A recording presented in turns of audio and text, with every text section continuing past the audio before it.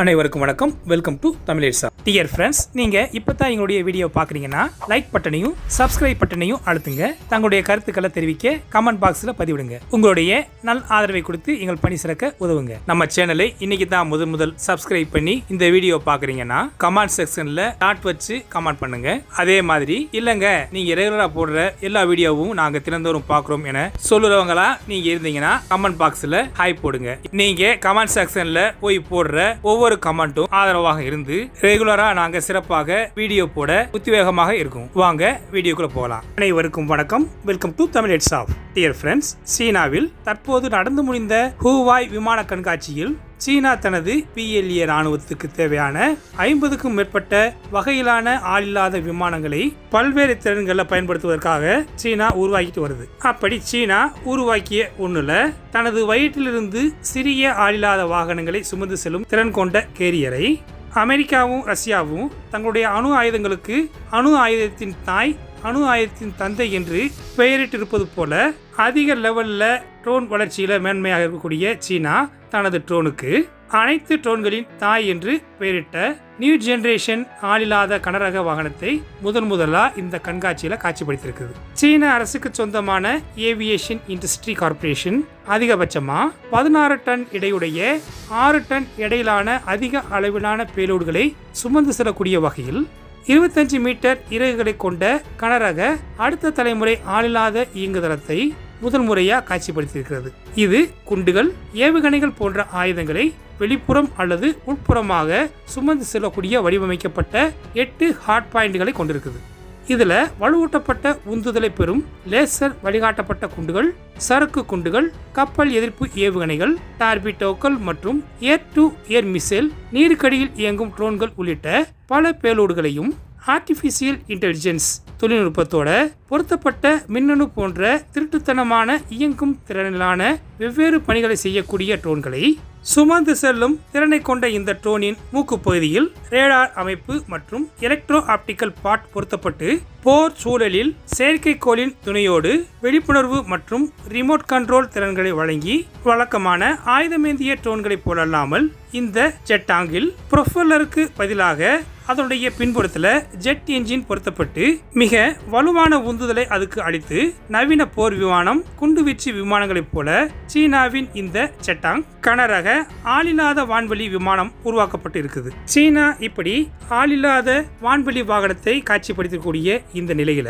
India தடுக்க முடியாத cruise ஏவுகணையை ஏவி ஹைப்பர்சோனிக் பாய்ச்சல்ல அண்டைய எதிரிகளை நிலைகுலைய செய்திருக்குது. தற்காப்பு நாடாக வளர்ந்து வரக்கூடிய இந்தியா உள்நாட்டில் புதிய கண்டுபிடிப்புகளை சிறப்பாக செய்து வரக்கூடிய இந்த வேளையில ஹைப்பர்சோனிக் ஏவுகணையின் வெற்றியின் தொடர்ச்சியை சேர்த்திருக்கு. இந்தியாவின் பாதுகாப்பு ஆராய்ச்சி மற்றும் மேம்பாட்டு அமைப்பு ஒளியின் வேகத்தை விட 6 மடங்கு அதிகமான மேக் 6 ஸ்பீடை அடைஞ்சிருக்காங்க.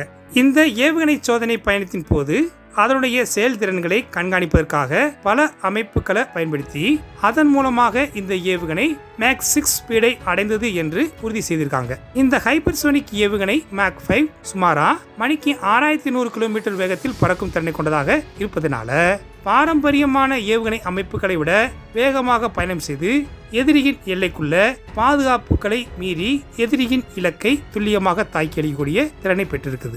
மேலும் எதிரிய இலக்கை தடுக்கும் திறனையும் பெற்றிருக்கிறது. இந்த சோதனையில் முனைய சூழ்ச்சியையும் நகரும் பொருட்களின் இலக்கை குறிவைக்கவும் கடல் அச்சுறுத்தலுக்கு எதிராக மிகவும் பயனுள்ளதாக மாற்றுவதற்கும் எதிரியின் விமானம் தாங்கி போர்க்கப்பலில் இருந்து சுமாராக 1500 கிலோமீட்டர் தொலைவில் இருந்து கொண்டு எதிரியின் ஆயுதத்தின் ரேஞ்சை தாண்டி பாதுகாப்பாக இருந்து கொண்டு எதிரியின் இலக்கை தாக்கக்கூடிய திறனை பெற்றிருக்கிறது. பாலிஸ்டிக் ஏவுகணை போலல்லாமல் இதனால வானத்துல சூழ்ச்சியை செய்து எதிரி இலக்கை தாக்கும் திறனை கொண்ட நீண்ட தூர ஹைப்பர்சோனிக் ஏவுகணை இந்திய கடலோர பாதுகாப்பு பயன்பாட்டில் இணைந்து இந்தியன் நேவியின் திறனை வலுப்படுத்தி இருக்கிறது. இந்திய பெருங்கடல் பிராந்தியம் கடல் நடவடிக்கைகள் மற்றும் வணிக வர்த்தக பாதைகளுக்கு முக்கியமானதாக இருப்பதால எதிரிகளின் போர்க்கப்பல்களை நடுநிலையாக்கவும் கடல்சார் அச்சுறுத்தல்கள் மற்றும் கடல்சார் மோதல்கள் உள்ளிட்ட சூழல்களில் சிறப்பாக செயல்படும் என்றும் இந்த ஏவுகணை 1500 கிலோமீட்டர் தூரம் சென்று இலக்கை தாக்கும் என DRDO அதிகாரிகள் அதிகாரப்பூர்வமாக உறுதிப்படுத்தியிருக்கிறாங்க. இந்திய பெருங்கடலில் பரந்த பகுதியை கடக்கவும் கடற்கரையிலிருந்து கணிசமான தொலைவில் இருக்கும் எதிரியின் கப்பல்களை தாக்கவும் திறனுடையது. எப்படி இருந்தாலும் ஏவுகணை தொழில்நுட்பத்தை மேலும் மேம்படுத்துவதை பொறுத்து அதே அளவிலான துல்லியத்தோடு ஏவுகணை 2000 கிலோமீட்டர் தூரம் வரை சென்று இலக்கை தாக்கும் என நிபுணர்கள் மதிப்பீடு செய்திருக்காங்க. இந்த ஏவுகணையின் மேம்பாட்டு வரிசைப்படுத்தல் இந்தியன் ஓசன் ரீஜன்ல சீனாவின் ஆதிக்கத்தை கட்டுப்படுத்த மலாக்கா ஜலசந்தி முதல் ஓமன் வளைகுடா வரை இந்திய பெருங்கடலில் கண்காணிக்கும் ஃபயர் பவரை இயக்கி இந்தியன் ஓசனில் இந்தியாவின் தொடர்ந்த ஆதிக்கத்தை உறுதி செய்து கடல்சார் நலன்களை பாதுகாக்கும். இதனுடைய வேகம் அதிகமாக இருப்பதாலும் லோ ஆல்டிடியூட்டில் பறப்பதாலும் எதிரிகளின் ரேடார்களில் இதை கண்டுபிடிப்பது கடினம். அப்படியே ஒருவேளை கண்டுபிடித்து விட்டாலும் அவர்கள் இதை தடுக்க நினைப்பதற்கு முன்னமே எதிரியின் இலக்கை தாக்கி அழித்துவிடும். அது மட்டுமல்லாம எதிரிகளின் தாக்குதலில் இருந்து இந்தியாவை பாதுகாக்க ஒரு பெரிய கேடகமாகவே இது இருக்கும்.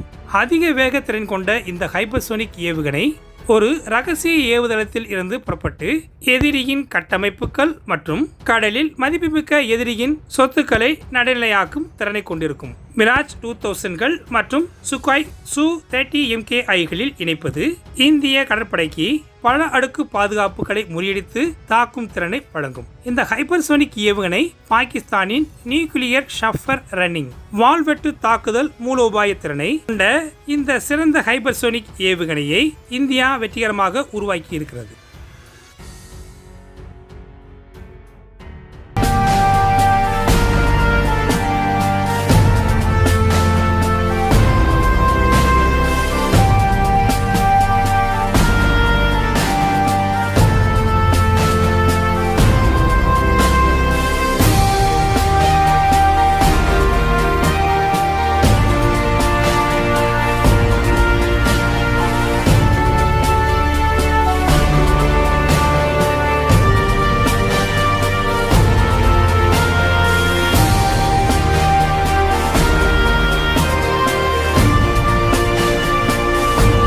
ஓகே ஃப்ரெண்ட்ஸ், இந்த மாதிரி செய்திகளோட நாளைக்கு சந்திப்போம். இன்றைய பதிவு உங்களுக்கு பிடிச்சிருந்துச்சுன்னா லைக் பண்ணுங்க, ஷேர் பண்ணுங்க, உங்களுடைய கருத்துக்களை கமெண்ட் செக்ஷன்ல தெரிவிங்க. சப்ஸ்கிரைப் பண்ணுங்க, மறக்காம பெல் ஐக்கானை கிளிக் பண்ணுங்க. ஜெய்ஹிந்த்.